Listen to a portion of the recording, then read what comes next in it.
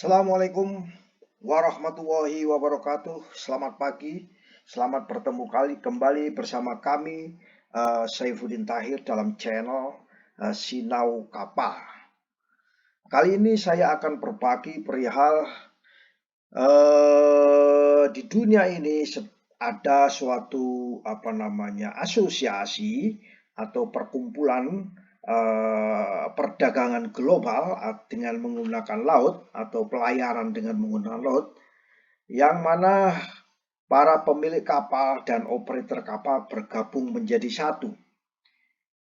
Pemilik kapal dan operator kapal bergabung menjadi satu di dalam suatu organisasi yang dikenal dengan The International Chambers of Shipping. Dan ini disingkat menjadi ICS atau ICS.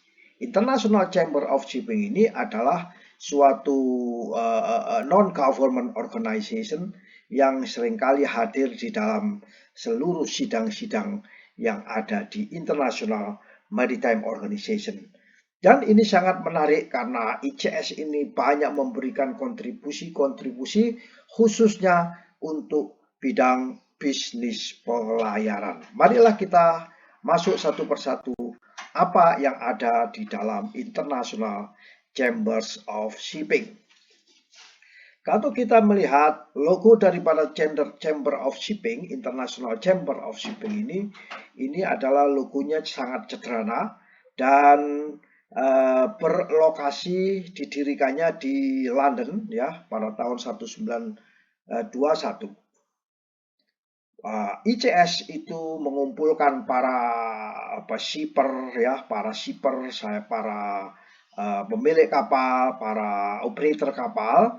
Mereka berkumpul salah satu dan sampai saat ini sekitar lebih dari 80% armada kapal yang ada di dunia, pemilik kapalnya dan operator kapalnya bergabung menjadi satu, yaitu di International Chambers of Shipping. Kawan-kawan semua, sampai dengan saat ini mungkin barangkali sudah mulai ada perkembangan baru. Saya belum melihat, tapi berdasarkan data terakhir yang saya dapatkan bahwa International Chamber of Shipping ini sampai saat ini beranggotakan setidaknya sekitar 40 negara ya, 40 negara.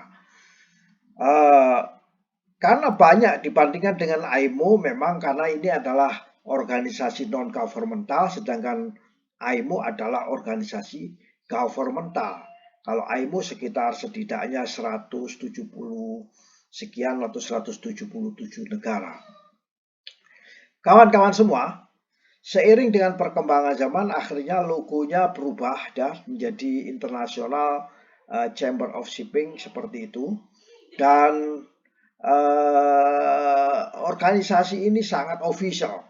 Bahkan di seluruh dunia, di IMO organisasi ini ditempatkan sebagai consultative organization. Jadi organisasi yang juga dimintai konsultasi, termasuk seperti International Association of Classification Society, badan klasifikasi dunia. Jadi ini secara resmi.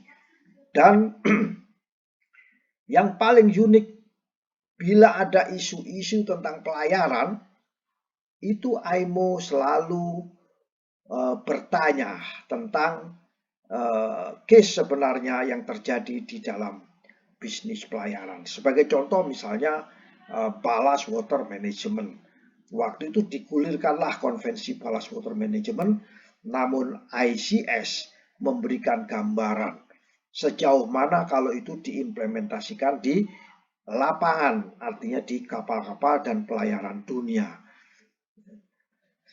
Kawan-kawan semua, sektor komunitas pemilik kapal yang ada di dalam ICS itu banyak beragam ya. Ada jenis kapal tanker, ada kapal curah, kapal bulk carrier ya, kapal baik product carrier, kadang-kadang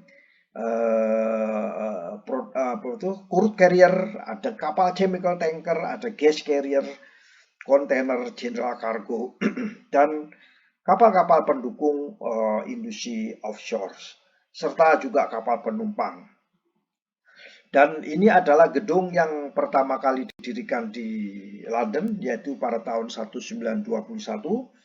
Dan organisasi ini yang paling menjadikan saya tertarik untuk mereview adalah bahwa organisasi ini selalu menciptakan, membuat, dan menyusun cara-cara praktis untuk mengoperasikan kapal yang terbaik.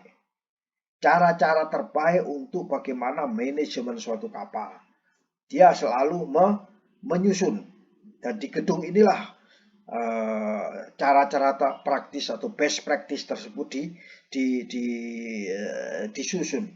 Bahkan dipromosikan kepada seluruh anggota-anggotanya untuk menggunakan cara-cara yang telah disusun tersebut. Dan dipandu dengan cara penerapan pada industri perkapalan dan industri pelayaran. Kawan-kawan semua, nah keterkaitan daripada ICS dengan dunia luar yaitu bahwa ICS itu akan sebagai non-government organization, sebagai penjambatan pemilik-pemilik kapal di setiap negara dan negaranya memberikan advokasi, memberikan semacam konsultasi hukum dalam implementasi pelayaran yang ada di negara masing-masing, bahkan di pelayaran di internasional. Apa itu? Misalnya aturan internasionalnya bagaimana, dan ini bagaimana kalau kita asosiasikan dengan peraturan domestik dalam suatu negara. Demikian juga ICS selalu berhubungan dengan government dan organisasi government dunia, yaitu dengan IMO dan ILO dan serta organisasi PBB yang lain, badan PBB yang lain. So ICS terus mendukung bisnis pelayaran, memberikan advokasi dan bantuan bagaimana cara beroperasi yang kapal secara standar, bagaimana cara keselamatan kapal, bagaimana pencegahan lingkungan, tentunya dengan marpol, kalau keselamatan dengan SOLAS, bagaimana ABK tentunya dikaitkan dengan MLC 2006 atau dengan STCW, apakah sertifikasinya tidak memberatkan atau memberatkan. Kemudian bagaimana kondisi pelayaran, kondisi perdagangan, kondisi jenis kapal tertentu terhadap pasar-pasar kebutuhan kapal maupun kapal-kapal kebutuhan akan angkutan muatan kapal. Dan yang paling penting lagi bahwa seluruh anggota di dalam ICS itu memang ada persaingan, tapi persaingannya dibuat seperti kompetitif yang fair, the fair kompetitif Kemudian berikutnya yang paling penting itu bahwa ICS itu menyuarakan suara-suara dari anggotanya sebagai suara dari anggotanya atau aspirasi dari anggotanya, di mana anggota yang tadi sekitar 40 negara, dan itu dibawa di dalam pertemuan-pertemuan, baik pertemuan di IMO, pertemuan di ILO, advokasi kepada perusahaan pelayaran, kepada negara, advokasi perusahaan pelayaran kepada organisasi. Bahkan ICS mempengaruhi atas terbentuknya suatu regulasi atau konvensi dunia, serta mempengaruhi juga mensosialisasikan kepada pemangku kepentingan, stakeholder maupun anggota yang ada di dalam ICS itu sendiri. Jadi ICS secara produktif dan positif menyusun aturannya dan itu disubmitkan juga kepada IMO. Dan sangat frekuen meskipun tidak sefrekuen Ajax International Association Classification, tapi ICS ini frekuennya ke arah operasional kapal operasional kapal. Dan meskipun ICS ini memberikan satu usulan-usulan kepada IMO, tetap di dalam internal dirinya sendiri ICS ini mempertahankan kualitas daripada pelayaran, kualitas keselamatan, kualitas melindungi lingkungan. Dan seiring itu pula maka data itu setiap saat real time itu bisa terupdate. Seperti kita ketahui bersama bahwa ICS adalah Asosiasi Perdagangan Pelayaran Internasional yang independen. Dia tidak tergantung kepada government, tidak tergantung kepada siapapun, independen. Dan tidak berbasis, tidak mengambil keuntungan, nirlaba. Ya, nirlaba dan berbasis di London. Ya, ini memang tertarik karena lihat gedungnya aja sudah menyenangkan ya. Dan ICS ini hebatnya dikelola oleh sekretariatnya ya yang bagus, yang gedungnya kuno dan nyaman untuk berada di dalam bekerja di dalam gedung tersebut. Di dalamnya ada banyak perwakilan dari beberapa negara, pemilik kapal juga kadang-kadang singgah ke sana, anggota-anggota daripada ICS itu kebanyakan adalah, misalnya kalau di Indonesia adalah INSA ya, di INSA itu asosiasi dari para pemilik kapal di suatu negara. Dan anggotanya juga boleh melakukan kunjungan atau bergabung di dalam ICS, yaitu. Ini adalah kira-kira satu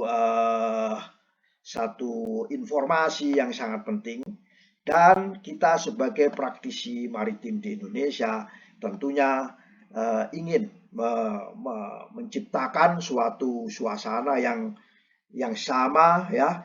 Kita duduk bersama membangun bagaimana industri perkapalan, industri pelayaran ya, industri komponen ini, pelabuhan semuanya mendukung pemerintah agar di dalam menyusun national regulation atau domestic regulation kita juga meniru apa yang telah diupayakan oleh International Chamber of Shipping. Demikian sharing singkat pagi ini dengan saya Saiful Hidayat. Wassalamualaikum warahmatullahi wabarakatuh.